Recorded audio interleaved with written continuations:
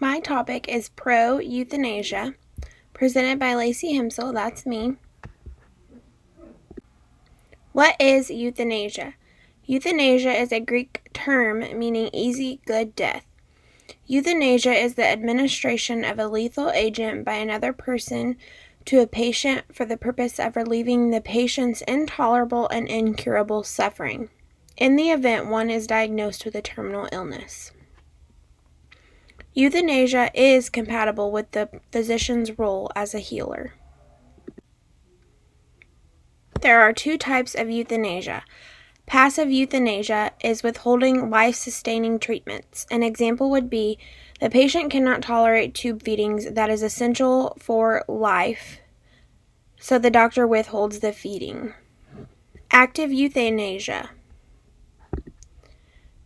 This would be the use of lethal substances or forces to end a patient's life, whether this is upheld by the patient or someone else. By meaning someone else, this could be the power of attorney that was set in place prior to the patient being sick. An example would be a medication is injected to paralyze the patient's respiratory system. The patient would slowly die from respiratory arrest. As of September 2019, in the United States, aid in dying statutes are in effect in California, Colorado, District of Columbia, Hawaii, Maine, New Jersey, Oregon, Vermont, and Washington. Many other states that have not currently legalized euthanasia are discussing this. Euthanasia is a medical practice that is regulated.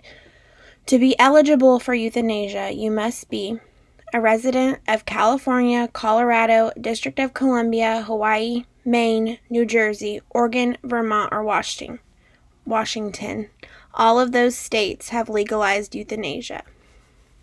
You must be 18 years of age or older. You must be mentally competent.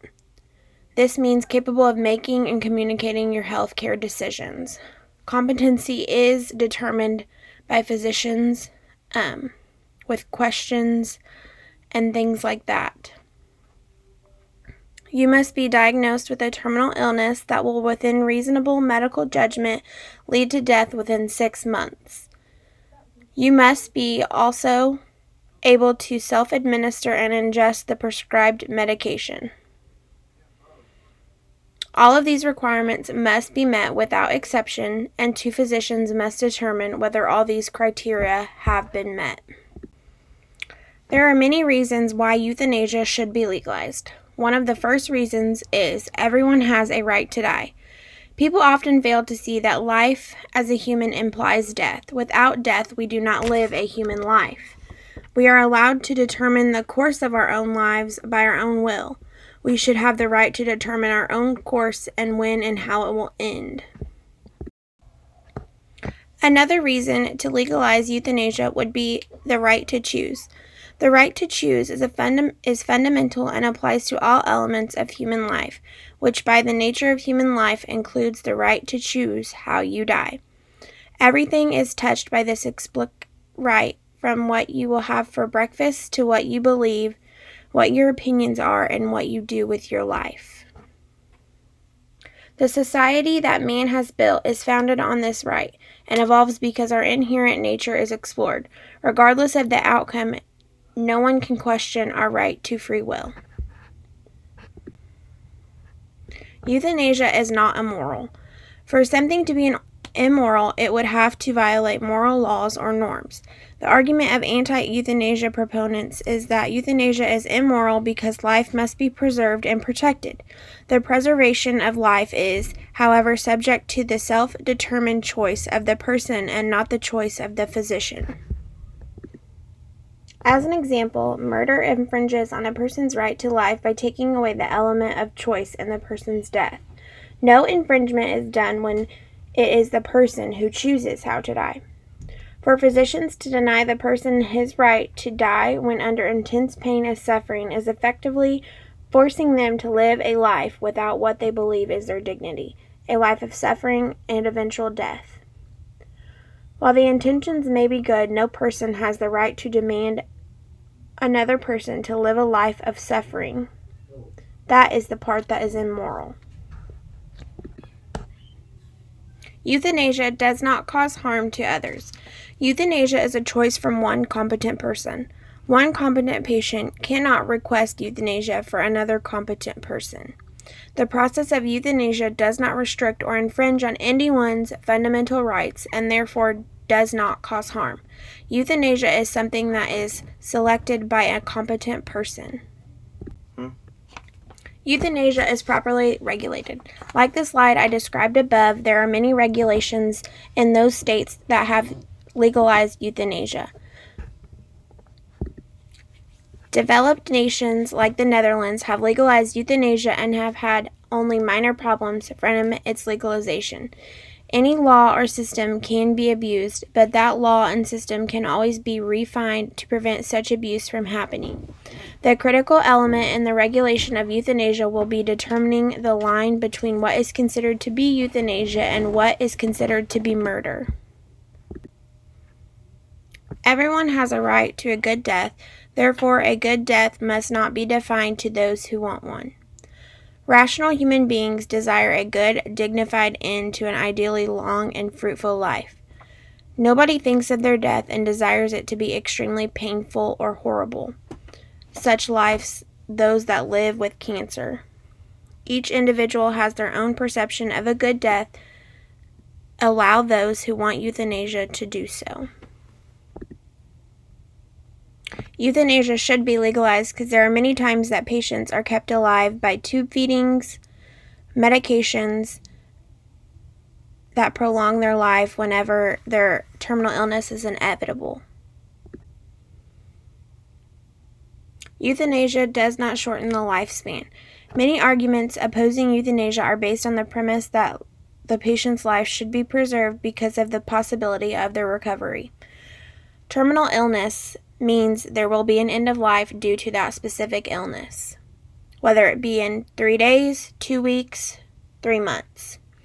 A Dutch survey conducted in 1991 showed that 86% of euthanasia cases only shortened the life of the patient by a maximum of 1 week. The standard time it shortened their life was by a few hours only. Terminal illness is statistically terminal, meaning there will never be an instance in which somebody is diagnosed with a terminal illness that they do not pass from. Euthanasia does not violate the Hippocratic Oath. The key element of the oath is that physicians must protect the well-being of their patient, hence the maximum do no harm. It can be argued that harm is, in this case refers to the well-being of the patient, which includes his life. Where it is a choice between intense suffering or death, it can be argued that a physician is doing more harm to the patient by not allowing them to die. This would be an instance in where a patient is in intense pain, possibly from bone cancer, in which no pain medication helps them, so they lay in bed for days on end, moaning in pain. Another example would be a patient who does not feel hungry at all, but they have to undergo tube feedings to keep themselves alive and nourished. Here are some statistics regarding euthanasia. 54% of medical practitioners currently support the concept of voluntary euthanasia. When asked if those are terminally ill or on life support should have the right to choose euthanasia, 86% of the general public agree that euthanasia should be an option. 55% of attending physicians felt that voluntary euthanasia should be permissible if the person had a terminal condition or was in a state of extreme mental or physical suffering, and that was from 1996.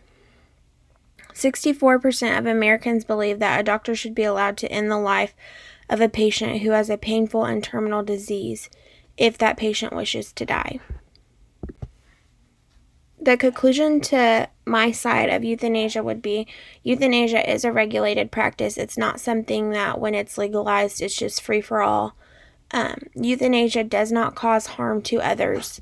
It's specifically one person deciding the fate of their own. It's important to ignore the slippery slope arguments for a moment and focus on the facts. It's not a what-if scenario that might happen in 3 decades. We're dealing with people who are terminally ill right now, in pain and suffering, and they are just ready to find relief. Euthanasia is not only supported by healthcare providers, but society. Every individual is entitled to his or her own right to live and right to die, whichever way that may be. Here are the references that I used.